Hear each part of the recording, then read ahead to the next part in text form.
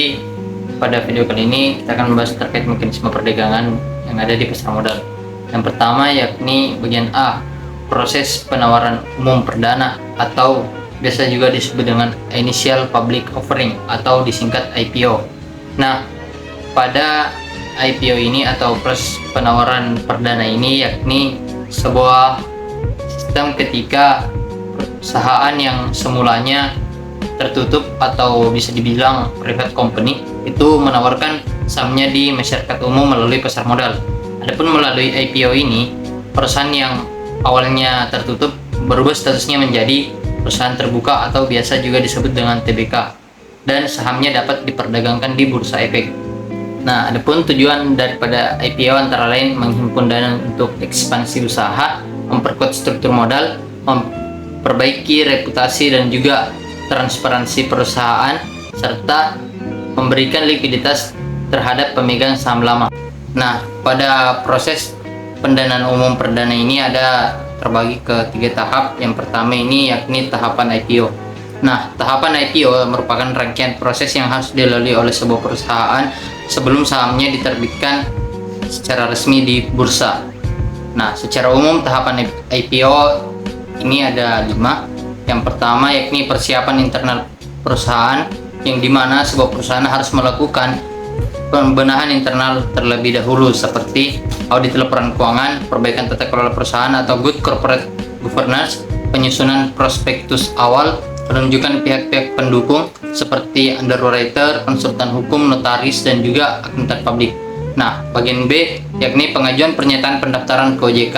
Jadi sebuah perusahaan yang ingin mengajukan saham harus memiliki pernyataan pendaftaran di Otoritas Jasa Keuangan atau OJK. Nah, yang berisi prospektus, laporan keuangan, informasi risiko, rencana penggunaan dan hasil IPO, dan OJK akan melakukan penilaian kelayakan dan juga kelengkapan informasi. Nah, selanjutnya bagian C terkait due diligence and public expose. Nah, dilakukan penelaahan secara menyeluruh terhadap kondisi perusahaan agar informasi yang disampaikan dapat akurat dan juga transparan. Perusahaan juga dapat mempresentasikan kinerja perusahaan kepada calon investor. Selanjutnya bagian D, masa penawaran atau offering period. Saham mulai ditawarkan kepada masyarakat melalui pasar perdana dalam jangka waktu periode tertentu. Selanjutnya bagian E, pencatatan saham di bursa efek atau listing. Nah, setelah masa penawaran selesai, saham resmi tercatat di Bursa Efek Indonesia atau BEI dan dapat diperdagangkan di pasar sekunder. Selanjutnya tahapan nomor 2 terkait peran underwriter atau penjamin emisi. Underwriter adalah lembaga perusahaan sekuritas yang ditunjuk untuk membantu perusahaan dalam melaksanakan IPO. Peran utama underwriter antara lain yang pertama, konsultan dan pendamping IPO. Underwriter membantu perusahaan dalam menyusun prospektus, menentukan strategi IPO, mempersiapkan dokumen hukum dan administratif. Selanjutnya bagian B, penjamin penjualan saham. Jadi underwriter menjamin bahwa saham yang ditawarkan akan terserap dengan 2 mekanisme. Yang pertama full commitment, yang kedua best effort. Yang pertama terkait full commitment yakni underwriter membeli seluruh saham yang tidak terjual. Yang kedua terkait best effort, underwriter hanya berusaha menjual tanpa kewajiban membeli sisa saham yang ada. Nah, selanjutnya C, penentu harga saham awal. Underwriter berperan dalam menganalisis nilai wajar saham berdasarkan kondisi. Selanjutnya tahapan yang ketiga yakni penetapan harga saham perdana. Penetapan harga saham perdana adalah proses menentukan harga jual saham saat pertama kali ditawarkan di pasar. Nah, adapun beberapa metode yang digunakan antara lain yang pertama book building atau harga ditentukan berdasarkan minat investor yang terkumpul selama masa penawaran awal atau indikasi permintaan. Nah, underwriter mengumpulkan penawaran harga dari investor untuk menentukan harga final. B, fixed price atau harga saham sudah ditentukan sejak awal sebelum masa penawaran umum dimulai.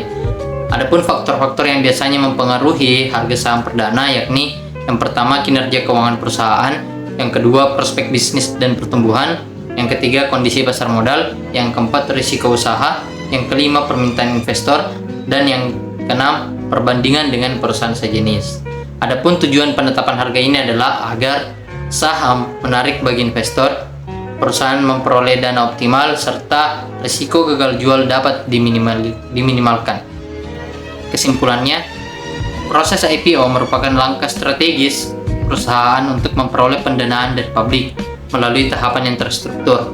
Underwriter berperan penting sebagai penghubung antara perusahaan dan juga investor serta penjamin keberhasilan IPO. Sementara itu, harga saham perdana ditetapkan berdasarkan analisis menyeluruh agar mencerminkan nilai wajar perusahaan dan menarik minat pasar. Selanjutnya, perdagangan di pasar sekunder. Pasar sekunder merupakan salah satu komponen utama dalam pasar modal yang berfungsi sebagai tempat terjadinya transaksi jual beli efek setelah instrumen tersebut diterbitkan di pasar perdana.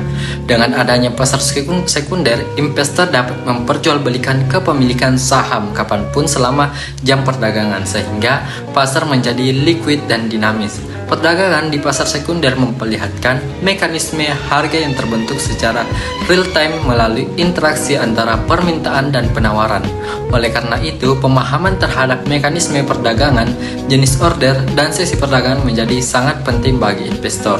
Selanjutnya kita masuk ke jenis-jenis order dalam perdagangan di pasar sekunder. Sebelum kita masuk ke jenis-jenisnya, teman-teman perlu kita ketahui apa sih itu order. Jadi order adalah instruksi yang diberikan investor kepada broker atau aplikasi sekuritas untuk membeli atau menjual saham pada kondisi tertentu. Jenis-jenis order ini membantu investor menjalankan strategi perdagangan secara efektif, baik untuk memperoleh keuntungan maupun mengelola resiko. Adapun 5 jenis-jenis order di perdagangan di pasar sekunder. Yang pertama itu market order, yang kedua limit order, yang ketiga stop order, yang keempat stop limit order, yang kelima itu good till cancel, dan good till dead. Yang pertama itu teman-teman market order. Market order adalah instruksi untuk membeli atau menjual saham pada harga terbaik yang tersedia di pasar saat itu. Transaksi akan langsung dilakukan sehingga jenis order ini paling cepat dan cepat dalam eksekusi. Adapun cara kerja dari market order ini adalah ketika investor memilih buy market, sistem akan mencocokkan order dengan penjual dengan harga jual terbaik yang tersedia. Ketika investor memilih sell market, sistem akan mencocokkan order dengan pembeli dengan harga bid terbaik. Adapun kelebihannya itu, yang pertama, eksekusi cepat, tidak perlu menunggu harga tertentu. Yang kedua itu cocok untuk saham dengan likuiditas tinggi. Yang ketiga itu baik untuk kondisi pasar yang stabil. Adapun kekurangannya itu teman-teman, yang pertama itu investor tidak bisa menentukan harga. Harga transaksi bisa sedikit berbeda dari harga yang terlihat karena pergerakan pasar. Selanjutnya yang kedua itu limit order. Limit order adalah instruksi untuk membeli atau menjual saham pada harga tertentu atau lebih baik. Order baru akan tereksekusi jika harga menyentuh level yang ditentukan investor. Adapun cara kerja limit order, yang pertama itu buy limit. Harga harus turun ke level limit atau lebih rendah. Yang kedua itu sell limit. Harga harus naik ke level limit atau lebih tinggi. Adapun kelebihan dari limit order, yang pertama itu investor mengontrol harga eksekusi. Yang kedua, melindungi dari pembelian terlalu mahal atau penjualan terlalu murah. Yang ketiga itu cocok untuk strategi yang memanfaatkan level harga tertentu. Adapun kekurangan dari limit order ini teman-teman, yang pertama itu tidak selalu tereksekusi jika harga tidak menyentuh limit. Yang kedua itu dalam kondisi volatil, antrian bisa panjang dan baru tereksekusi sebagian. Selanjutnya yang ketiga itu stop order atau sering disebut stop loss. Stop order adalah order untuk menjual atau membeli saham ketika harga menyentuh level tertentu. Setelah menyentuh level stop, order berubah menjadi market order. Adapun cara kerjanya seperti Anda memiliki saham pada Rp1.200 dan memasang stop di Rp1.100. Jika harga turun hingga Rp1.100, sistem akan menjual saham pada harga pasar berapapun. Adapun kelebihannya, yang pertama itu otomatis membantu menghindari kerugian berlebihan. Yang kedua itu sangat berguna saat Anda tidak bisa memantau pasar terus-menerus. Nah, adapun kekurangannya teman-teman, yang pertama itu bisa terjadi slip back jika pasar bergerak cepat. Yang kedua itu order bisa dieksekusi pada harga jauh di bawah stop price jika terjadi gap down tajam. Nah, selanjutnya stop limit order. Nah, stop limit order adalah kombinasi antara stop order dan limit order. Ketika harga menyentuh stop price order akan berubah menjadi limit order, bukan market order. Nah, adapun caranya, yang pertama itu Anda menentukan stop price dan limit price. Yang kedua itu ketika stop price terpenuhi, order baru aktif. Yang ketiga, namun order hanya akan dijalankan pada harga limit atau lebih baik. Adapun kelebihannya, yang pertama itu investor tetap bisa mengontrol harga minimum penjualan. Yang kedua itu menghindari resiko harga terlalu rendah saat pasar jatuh cepat. Adapun kekurangannya, yang pertama itu resiko tidak tereksekusi sama sekali jika harga bergerak atau terlalu cepat melewati limit price. Yang kedua itu tidak seaman stop loss biasanya dalam kondisi pasar ekstrim. Ya. Adapun yang kelima itu GTC atau Good Till Cancel. Order akan tetap aktif sampai dibatalkan secara manual oleh investor, tidak hilang dalam satu sesi perdagangan. Adapun kelebihannya, yang pertama itu tidak perlu terus memasang ulang order setiap hari. Yang kedua, cocok untuk strategi jangka menengah atau panjang. Dan adapun kekurangannya yaitu bisa lupa bahwa order masih aktif sehingga transaksi tidak sengaja terjadi jika harga tiba-tiba naik atau turun. Yang kedua itu GTD atau Good Till Dead. Order akan aktif sampai tanggal tertentu yang ditentukan investor. Jika sampai tanggal tersebut tidak tereksekusi, order otomatis dibatalkan. Adapun kelebihannya, yang pertama itu lebih aman daripada GTC karena memiliki batas waktu. Yang kedua, memiliki strategi berdasarkan waktu tertentu. Adapun kekurangannya, yang pertama, jika tanggal terlalu pendek. Selanjutnya itu prinsip dasar matching order. Nah, yang pertama itu prinsip priority atau prioritas harga. Sistem selalu mengutamakan harga terbaik. Untuk order beli atau bid, harga lebih tinggi diprioritaskan. Untuk order jual atau offer, harga lebih rendah diprioritaskan. Artinya, harga yang paling menguntungkan lawan transaksi akan dieksekusi terlebih dahulu. Baik, selanjutnya mekanisme matching order di bursa. Pengertian matching order. Matching order adalah proses pencocokan otomatis antara order beli dan order jual. Dalam sistem perdagangan bursa di Indonesia, proses ini dilakukan oleh JATS atau Jakarta Automated Trading System sehingga transaksi dapat berlangsung cepat, transparan, dan sesuai aturan. Matching order menentukan siapa yang membeli, siapa yang menjual, pada harga berapa dan berapa jumlah lot yang berhasil ditransaksikan. Yang ketiga itu stop order dan stop limit order. Order ini baru aktif jika harga tertentu atau tercapai. Stop order berubah menjadi market order saat harga pemicu tersentuh. Stop limit order berubah menjadi limit order ketika harga pemicu tercapai. Selanjutnya proses matching berdasarkan tipe order. Yang pertama itu market order. Market order langsung dieksekusi dengan harga terbaik yang tersedia di order book. Yang pertama itu market buy, yang kedua itu harga jual, yang ketiga market sell, yang keempat harga beli. Adapun limit order hanya dieksekusi jika harga yang ditentukan investor terpenuhi. Yang pertama itu buy limit hanya match jika ada penjual dengan harga lebih besar harga limit. Yang kedua itu sell limit hanya match jika ada pembelian dengan harga lebih kecil harga limit.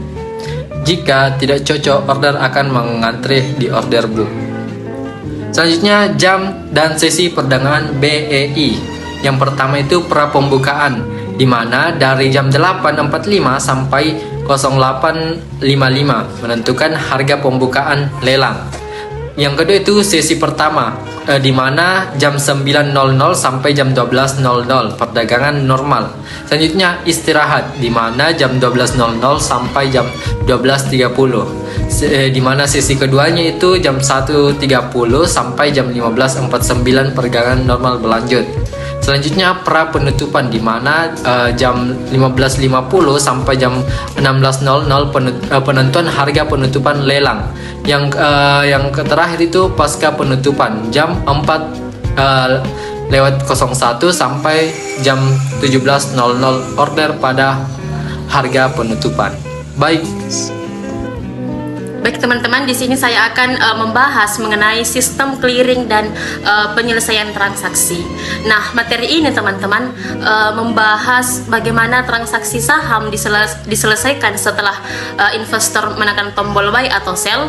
Nah, transaksi ini di bursa tidak langsung selesai saat itu juga, tetapi melalui proses administrasi, pencocokan data, dan pemindahan dana serta saham.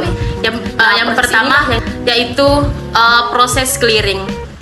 Nah, clearing adalah proses pengecekan, pencocokan, dan perhitungan hak serta kewajiban para pihak yang melakukan transaksi saham.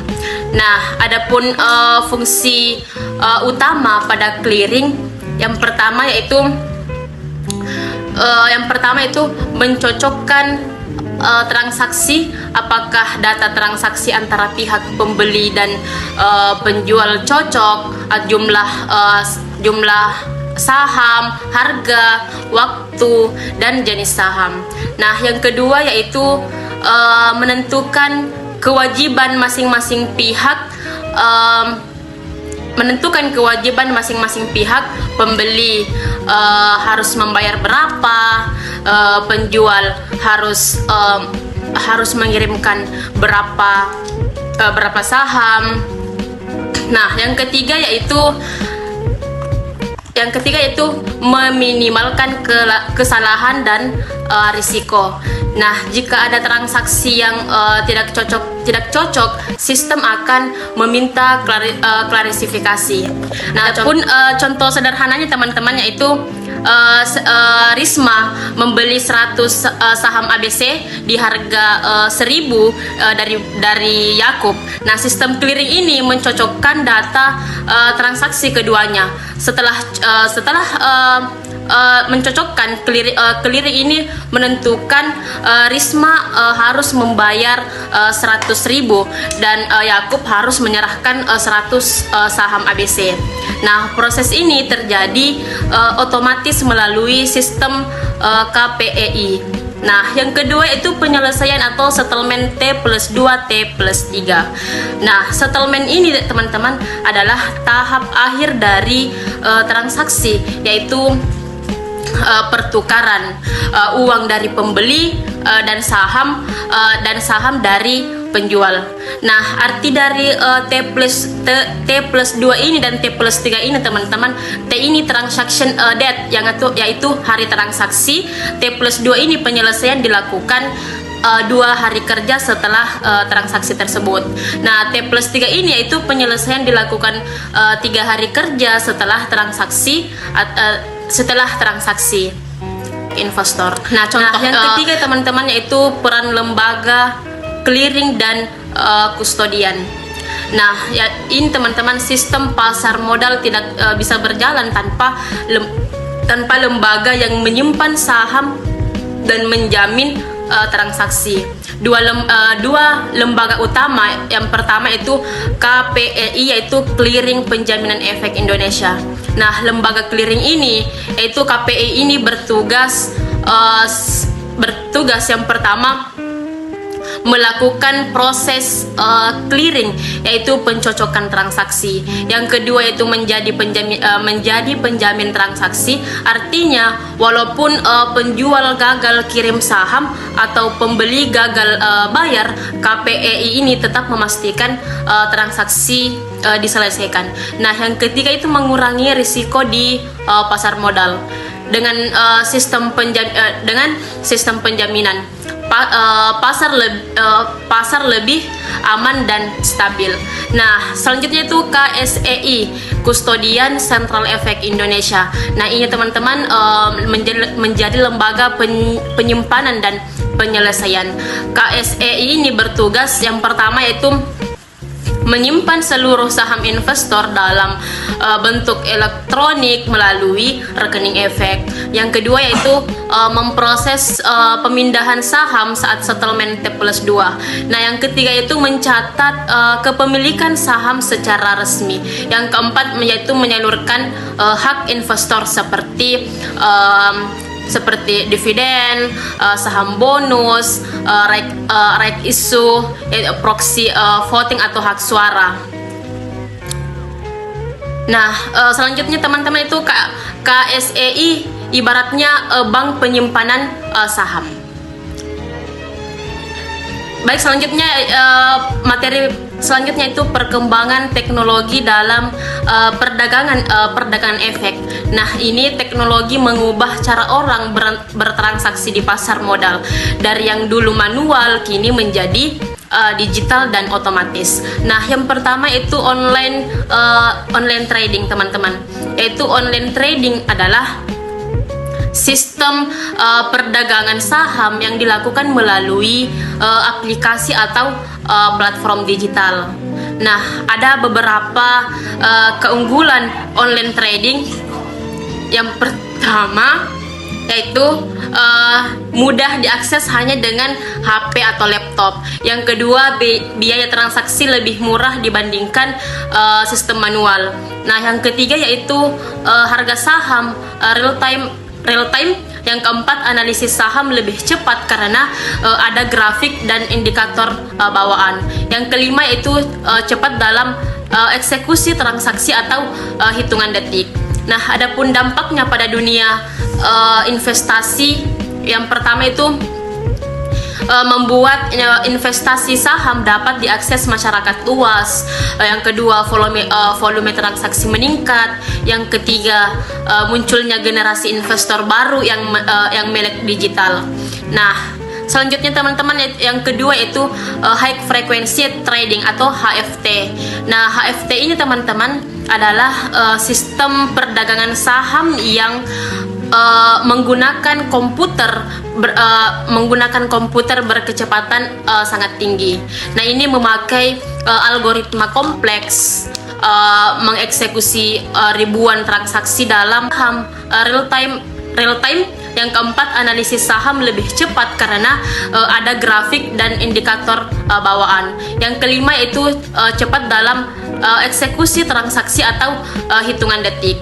Nah, adapun dampaknya pada dunia investasi, yang pertama itu membuat investasi saham dapat diakses masyarakat luas. Yang kedua, volume transaksi meningkat. Yang ketiga, munculnya generasi investor baru yang melek digital. Nah, selanjutnya teman-teman, yang kedua itu high frequency trading atau HFT. Nah, HFT ini teman-teman adalah sistem perdagangan saham yang menggunakan komputer berkecepatan sangat tinggi. Nah, ini memakai algoritma kompleks, mengeksekusi ribuan transaksi dalam hitungan mikrodetik. Ada beberapa karakteristik HFT, teman-teman. Nah, yang pertama yaitu kecepatan ekstrem. Ini tujuannya memanfaatkan perubahan harga yang sangat kecil dalam waktu sangat cepat. Nah, yang kedua yaitu volume transaksi besar. Satu algoritma bisa melakukan puluhan ribu transaksi per hari. Yang ketiga yaitu biasanya digunakan oleh institusi besar, bukan investor retail. Nah, adapun dampaknya HFT, dampak HFT ya teman-teman, yang pertama itu meningkatkan likuiditas pasar, tapi bisa membuat volatilitas jangka pendek meningkat. Jadi bisa saya simpulkan teman-teman, yaitu clearing, proses pencocokan dan perhitungan kewajiban transaksi, settlement T+2 yaitu penyelesaian antara uang dan saham terjadi 2 hari setelah transaksi, dan KPEI yaitu menjamin dan mencocokkan transaksi. KSEI ini menyimpan saham dan memproses pemindahan saat settlement. Nah, online trading yaitu aplikasi digital untuk jual beli saham. HFT ini yaitu perdagangan super cepat berbasis algoritma.